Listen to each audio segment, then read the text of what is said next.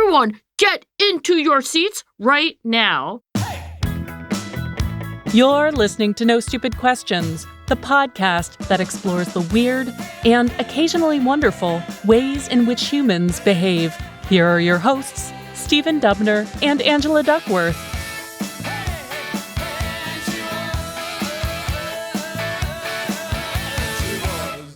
Angela, I have today the question, I think, to end all questions. Great. We'll be finished with the whole podcast. I think we're done after this. Drops Mike. This is elemental, and you're the person to answer it. Okay, no pressure. And I can't believe it took me a year and a half of making this show to ask you. I'm on tenterhooks. What are tenterhooks anyway? The things you hang a side of beef? Yeah, there's a carcass involved or something. The metaphor works because why? I guess if you're on them, you really want to get off. But doesn't the phrase mean when you're on tenterhooks, like, I can't wait to... Yeah, because I want to get off these tenterhooks. It's very uncomfortable. That feels like a very halfway metaphor. It doesn't connote what I think it really wants to connote. How about bated breath? How do you even spell baited? Not with a worm baited, but B-A-T-E-D. But what the hell does B-A-T-E-D mean? Maybe it's short of abated, like your breath used to be abated, but now it's only baited. Anyway, I can't wait, Stephen. What's the question? Here's the question. My breath is baited. Which is more powerful, positive reinforcement or negative reinforcement? And of course, I want to know upsides and downsides of each. Okay, and you don't mean negative reinforcement in the sense of removing something that's bad in order to reward. You just mean punishment, right? Do you want to ask about reward and punishment, or do you want to ask about positive and negative reinforcement? Because they're different. I guess I need you to tell me the difference. Let's start with a little glossary. So reward is when you pair something good with a behavior in order to get it to happen again. So you provide points for going to the gym, and people can redeem those points for Amazon credit. That sounds suspiciously like an actual reward that you and your colleagues have been working on. It came to mind because we, as you know, Stephen, recently did a big study on that. And bottom line is that works. It's an effective incentive. But, we do this all the time. You praise people for doing things like, hey, I just want to thank the person who brought in bagels today. Props to you. Or you say things like, oh, I'm really proud of you. You certainly have, I'm sure, given Fifi treats to reward certain behaviors. We don't say that word. We spell it. That's really the only word she knows in her life, but it's an important word. So we know what rewards are intuitively. I think punishments like bad dog, or if you yell at somebody for doing something wrong, that's punishment. And I think the reason why these things seem to be the two tools in the armory is like, well, you can reward the good, or you could punish the bad. So that's what rewards and punishments are. And negative reinforcement has a very non-intuitive meaning. So I apologize on behalf of all psychologists. Negative reinforcement, first of all, sounds like punishment, but negative reinforcement actually means that you are rewarding a behavior, you are promoting it, you are incentivizing it by removing a punishment. So you are taking away something bad and thereby making something more likely to happen. Drugs are one example of this. If you have back surgery or you get your knee replaced and your doctor prescribes an analgesic, that drug is negatively reinforcing because it is taking away the pain. How would you describe the relationship between negative reinforcement and punishment? So negative reinforcement would be getting somebody to do this behavior more by taking away pain. Punishment would be getting somebody to do it less by creating pain. Although the punishment could be the withholding of something that they want also, correct? Yes, that's true. Do you feel that the universe generally dispenses more reward or punishment? I would say two things. One is that we must be rewarded more than we are punished in some absolute sense because we're alive. And it depends on what you consider to be a reward. But it's like you breathe, you go to sleep, and you wake up and you're still there, meaning that rewards are outweighing punishments, I guess, in some cosmic, universal, objective sense. In terms of our psychology, we're much more sensitive to bad things in our life than good things. I know we were recently talking about Roy Baumeister, the great social psychologist, and one of his seminal papers is called Bad is Stronger Than Good, which is that we are always scanning the horizon for threats. We are much less likely to be reflexively grateful. We more ruminate on the bad things. Now, doesn't that in and of itself suggest that we as a species tend to respond pretty strongly toward punishment or negativity generally, at least as opposed to positivity? Yeah, that might lead you, if that's all you knew about this thing called a human, to say like, well, you should definitely try to change their behavior through punishment, because look at them. They are just really good at noticing and being sensitive to bad things. Whereas if I pat them on the head and say, job well done, et cetera, they might not even notice it. Or they might stop working as hard as they worked to get to the place where they earned the reward in the first place. Yeah, I mean, fear and even loathing, like these are very strong emotions, and they do change our behavior immediately and noticeably. So if you shout at someone to stop doing something, you tend to get an immediate response. And so this is, I think, one of the reasons why there's a lot of punishment in leadership and in parenting. And I say that as somebody, when I raised my kids, I would yell at them all the time. Don't do that. Stop it. And that is all, in a way, punishing the negative, right? I wasn't spanking them, but I was still dispensing verbal punishment. You weren't saying, wouldn't it be nice, Lucy, if you stopped hitting Amanda in the face? Well, okay, so the person whose work I read at the time, my kids were younger, his name is Alan Kasdan. He's at Yale, and he is a clinical psychologist who has this extremely long career. He's seen a lot of different forms of bad behavior, from mild to extremely dysfunctional. And one of his key recommendations is that parents so often react with punishment to things that their kids are doing that are bad. And that is, again, understandable. If you do yell at your kid to stop doing something, you may not get the optimal reaction, but your kid might stop what they're doing for a second. His recommendation, though, is to reward the positive. He calls it a positive opposite. Say, for example, a younger kid might leave all their toys somewhere. What Alan Kasdan would say is you have to actually pause and think to yourself, what is that opposite? If your kid is leaving their stuff everywhere, the opposite behavior is for them to be cleaning up, putting things away. And now you have something to look for. Every time your kid is cleaning up, you go out of your way to praise it. You're like, hey, Stephen, good for you for putting those blocks away. That is such a big help to mommy. Thanks, Mom. I really appreciate that. What about, rather than just sitting back and waiting for the positive thing to happen, what about facilitating it? What about removing the obstacles that prevent it? Yeah, you can kind of set them up for doing that. And that goes by the incredibly unhelpful term scaffolding. Scaffolding is when you make a hard problem easier for your kid. It's kind of like rigging the system. And I think that's a good idea, too. What's interesting is that I knew this research when I was parenting Lucy and Amanda, and I didn't do a very good job of doing any of this, like naming the positive opposite, looking for ways to praise the positive opposite, like, oh, Lucy, I'm just so happy when you and your sister are getting along. It makes me so happy when you're sharing your toys. I would just yell at them, even when you know it, in the way that a graduate student in psychology might know the right thing to do and yet not do it. These reactive strategies, this like, oh, don't do that, they take no forethought.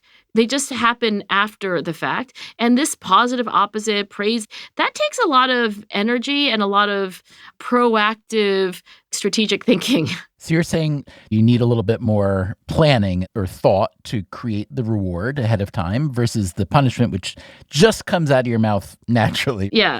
But it's not just the response that's very quick to make. It also produces a really fast outcome. Whereas a reward, the outcome may be much more nuanced, right? It might be smaller. In other words, you don't stop bashing someone on the head. You start becoming a slightly more mature and kind person, whatever. Also, there's no guarantee that that process will continue unabated. And thirdly, it might take a really long time. So the more I hear you talk, I think, wow, reward and punishment are not just flip sides of the same coin. They're totally different. So if that is true, then what we really want to know is, what's the best way to think about problem solving on balance? We know that negativity is powerful. We know that punishment happens intuitively and quickly, and it often works quickly, whereas all the stuff on the reward side is a little bit more costly, a little bit more nuanced. That sounds like it's going to be hard to wait for. Would you encourage people to nevertheless cut down on the punishment and bulk up on the reward, even though the benefits may not manifest so quickly? This one is a really clear answer. You should definitely cut down on punishment and increase the praising of the positive. This is a classroom management trick that I used to use too. You walk into a room and there's a moderate level of mayhem. You got to class maybe like 3 minutes after the bell rang for some reason, and the kids are already like they're off. And what do? Do you yell at everyone? Like, everyone stop talking. I said, everyone get into your seats right now. Mrs. Duckworth is so mean. Mrs. D, as they used to call me. I'm surprised you let him even do that. I thought it was like hip at the time. But here's what a more skilled teacher says. Stephen, thank you so much for having your homework out. Julie, I see you've got a pencil. Excellent. You're ready to go. So you identify the positive behavior and pay attention only to that. Yeah, and I will tell you, you don't have to wait like a day or a week for that to take effect. It actually works relatively quickly. And you can imagine that those little moments of praise, the kids don't forget it. They clearly are sort of moved by it. I know bad is stronger than good in some ways, but there is something about that approval that you get that one could argue that that is stronger than being criticized. Still to come on No Stupid Questions.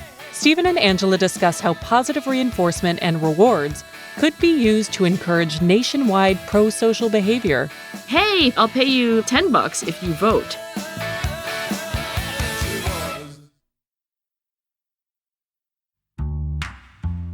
Before we return to Stephen and Angela's conversation about incentives, I'd like to share some of your thoughts on the topic. We told listeners to let us know about their experiences with reward and punishment. @Somninaut shared the approach that they use with their son. Overall, we use rewards and punishments to get quick, and often temporary, results in critical situations, or to mark an instance of exceptionally good or bad behavior. In normal situations, we just explain a lot and try to convince him to do what we want, and he mostly complies. @Caleb Mezzi writes, punishment is setting a standard, not just for the kid, but for those punishing. If X happens, Y follows. If a bad word was said, the kid must say sorry. And so should the parent when the kid tells daddy he said that bad word. Hold everyone accountable. @Jerome DB says that his mother used an incentive for behavior change that didn't involve reward or punishment. When I was a kid, my mother always told me that there would appear a black cross on my forehead when I was telling a lie. Once, she dipped her finger in the ashes of the fireplace without me knowing it and made the cross sign on my forehead, and then said for me to look in the mirror. I didn't dare tell a lie for more than a year until she told me what she really did. If you'd like your thoughts to appear on an upcoming show, make sure to follow our Twitter account @NSQShow. Now, back to Stephen and Angela's conversation about how incentives affect behavior change. Now, what about the fear, since we're talking about children, the fear that overpraise can create a sense of entitlement, endowment? You know, a kid ties their shoes and you're over the moon about how brilliant they are. They're going to think they're the next Einstein. In fact, they don't know anything about math at all. I think that you want to avoid two things. One is inauthentic praise. It really does become empty. I have to say, my late stepmother-in-law, God rest her soul, she used to say of all of her grandchildren that they were perfect. And she used to say it all the time. Like, oh, Amanda, you're just perfect. Lucy, my perfect grandchild. And I was like, at some point, the word perfect starts to lose its currency. I do think that you should be looking for opportunities to praise, but it should still be authentic. If you really think your kid's piano playing sounds like cats mating, you shouldn't be like, oh my gosh, this is incredible. You can praise something else. I think it's great that you can sit through your own horrific piano playing. Yeah, exactly. So I do think that authenticity matters. And people are pretty good at any age at rooting out the inauthentic from the authentic compliments. And the other thing is there is this idea of intermittent reinforcement from animal experiments mostly, which is the following phenomenon. You can praise somebody or in animal experiments reward them with a little pellet of chow or some sugar water. You can do it every time an animal, say, presses a lever or does something that you're trying to teach the animal to do. You can do it 100% of the time, or you could do it, say, 80% of the time.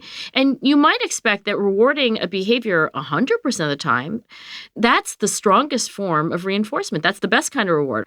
But there are experiments that show that in some ways, the 80% reward, most of the time it comes out, but 1 out of 5 times it doesn't. And you don't know when that would be.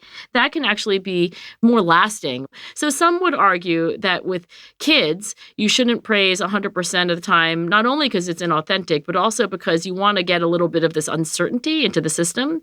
That's debated. Okay, so avoid inauthentic praise. I want to consider intermittent reward. What about you personally? Not as dispenser, because we already know that you love to punish. You understand the power of rewarding, but it sounds like you're naturally inclined toward punishment. I wasn't a very good parent. We got to get your kids on the show and get to the bottom of this. But let me ask you this. Not you as the dispenser of reward or punishment, but you as the recipient. Tell me about that. How do you respond best? I sometimes imagine what the world would be like if everybody got as much praise as I get daily, if not hourly. I am often praised. I get emails like, oh, I love your podcast, or I get students who write me. And as a recipient of all that praise, I think about what it would be like if all people got this much praise. I think people would be so happy, and I also think they'd be really productive. I don't think you would make people into complacent underperformers. It really makes me more excited to do better. Now, it's probably hard to establish causality there, though. In other words, does the praise make you more productive, or are you praiseworthy because you already are productive and you're just keeping on? I know economists like to ask the question of reverse causality. Is X really driving Y, or could it be that Y drives X? Maybe it's the umbrellas that are making the rain come down. Exactly. But you know what? I think when it comes to human interaction, almost always X drives Y and Y drives X in a kind of virtuous or vicious cycle, meaning I get praised and then I have a little more confidence and I feel like, woo, when I do well, it's rewarded. Right. That makes me try harder, which earns me more praise, etc. And I think if you ask the question about so many psychological dynamics, it's both. And that's why these cycles get entrenched. It's an estuary of praise is what you're describing. Not a limited reservoir of praise. What about governments? Let me ask you whether you feel in that realm, whether reward or punishment is more effective, because governments typically are on the punishment side of things. Yeah, think about the whole judicial system, the penal system. Nobody's praising the positive opposite of burglary and other more serious crimes. They're all kind of after the fact negative consequences, which are, in theory, supposed to have some dissuasive effect.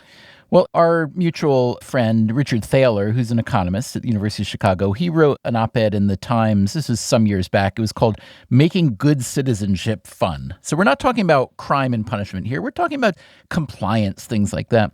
And he gives a couple examples of how it's a good idea to use what he calls positive reinforcement, you would call reward, versus punishment. I would also call it positive reinforcement. I just wouldn't call punishment negative reinforcement. Okay. So he gives a bunch of examples of companies and governments around the world that have implemented fun tools to help people do the, quote, right thing. So this is all very much in keeping with the Thaler brand of what he calls nudging. Here's an example, though. New Taipei City in Taiwan recently initiated a lottery as an inducement for dog owners to clean up after their pets. Somehow, it always comes back to dog poop on this show. There's a theme here. It's a leitmotif. Owners who deposited dog waste into a special depository were made eligible for a lottery to win gold ingots, thus literally turning dog waste into gold. The top prize was worth about $2,000. The city reports that it cut in half, the fecal pollution in its streets during the initiative. So that's a nice, happy ending story. There are also probably a whole lot of other cases where something like that is tried and it doesn't work. So would you suggest that governments try to take a little bit more from the positive playbook than they typically do? And if so, how would you suggest that they ensure that it does work? I love the idea that we should try some things. I think the Taiwanese dog poop lottery is a completely plausible story. I do wonder about how that could get us into other problems. So you're immediately thinking a lot of counterfeit dog poop, and you're stuffing the ballot box with fake dog poop to get the gold ingots. Well, there's moral hazard, but there's also, we can reward people not just through dollars and ingots of gold, but think about raising children. I don't think many parents would say that a monetary system of financial incentives and fines is the best way to parent. I think we also want our children to want to earn our admiration or our respect. So if the government could find ways of dispensing incentives that aren't just financial. And the reason is not just a dollars and cents budget cost thing. It's also that there can be some problems with extrinsic incentives. Like, hey, if you do this, I'll pay you $5. I'll pay you $10 if you vote. That also sends the message that's the reason why you would do those things. And I think there are other reasons that you would do those things, like it's the right thing, it's good for everyone. So you have to be careful about how you reward things, but I think we should try. And it is interesting now that you say it. Almost everything governments are set up to do is about punishing the bad, and almost nothing is about rewarding the good. The notion of using a positive reinforcement or reward to prevent someone from doing the bad thing, that's really, to me, the hardest part of that matrix. And people have talked about this over the years, give a bounty to potential criminals rather than committing the crime, rather than dealing drugs, which hurts society overall. Wouldn't it be nice to incentivize people to do the prosocial thing? But not only is that a slippery slope morally, as you put it, if you pay someone $10 to vote this year, do you expect 20 next year? And then what if you don't have 30 the next year? And also, haven't you undermined the institution of democracy by saying that this is something that people would only do because we paid you? But I have to say, when I look around the world generally, all the world, the governments, the institutions, firms, families, and so on. When you look around the whole world, yes, Stephen, go on. It feels like, at least in most of the Western cultures that I'm more familiar with, the standard tool we reach for is the negative, is the punishment. Is the fine. It's the prohibition. I think back to something I learned a couple years ago, actually at the conference that you put together, the first Behavior Change for Good conference, where you had Danny Kahneman come and talk. He was interviewed by Max Bazerman from Harvard. And Danny talked about his primary influence. Oh, Kurt Lewin? Kurt Lewin. And how Kurt Lewin's realization, this goes back probably 100 years now, is if you want to get someone to do something, remove the barriers that prevent them from doing it. And similarly, I think if you flip that, if you want to get someone to not do something, well, our standard response is find a way to lock it down or to threaten them. And I'm just curious whether all this learning that you and your peers have been doing for the past 100 years or so might provide us with some clever opportunity to think, even in a tiny way, about flipping that script a little bit and using some kind of reward or positive reinforcement to prevent bad behaviors, antisocial behaviors, a little bit more than we're doing currently. I remember when Danny said there's a smart way and there's a foolish way to change behavior. That's the same thing that we're talking about here. I mean, there's differences between rewards and punishments and the particular principles he was talking about with Lewin. But what they have in common is that sometimes the smart way is really the non-obvious way. Like, what do you do when your kid's throwing their stuff everywhere? Tell them not to. That's the obvious thing to do. But the smart thing is not obvious. This is another thing that Alan Kazan said. If you have a really, really disruptive kid, like they are hardly doing anything that you can praise.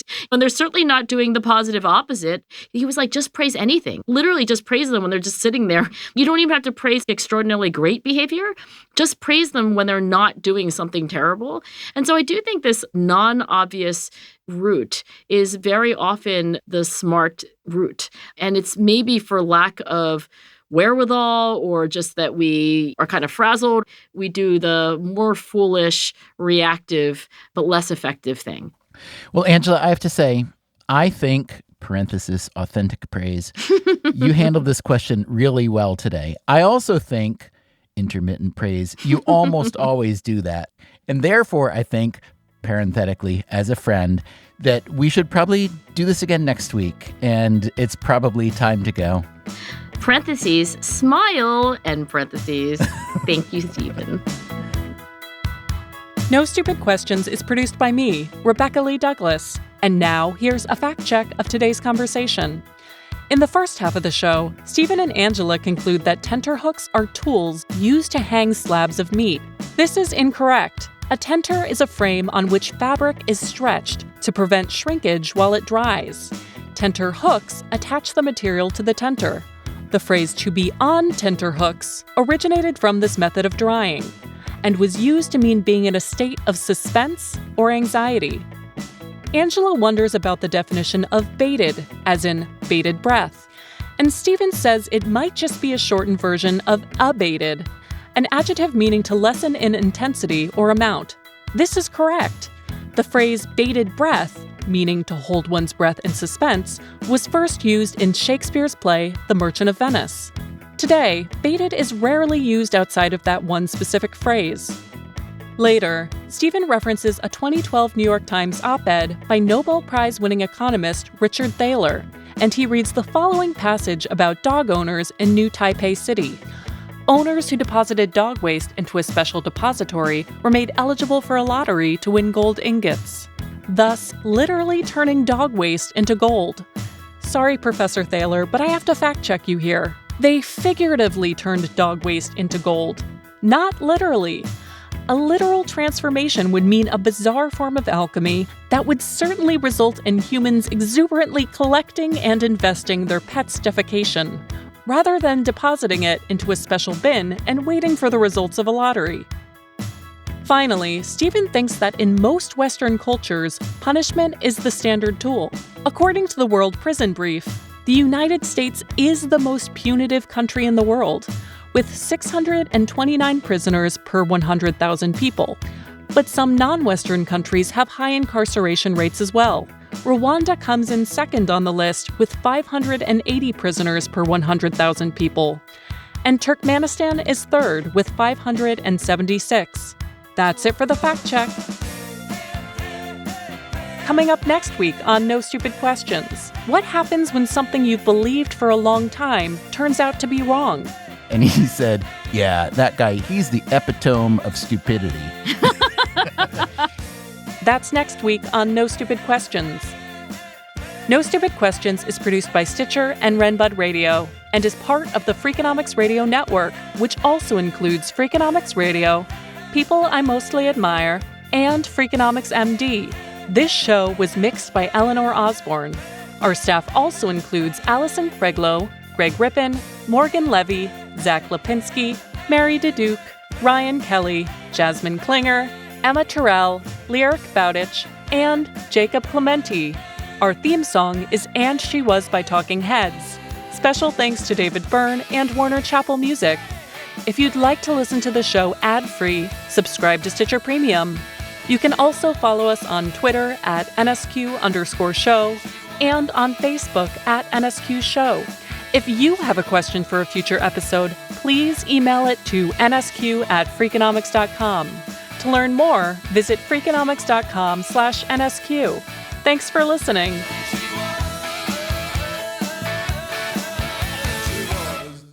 We were real there. We were real as That's what the kids say. The Freakonomics Radio Network, the hidden side of everything. Stitcher.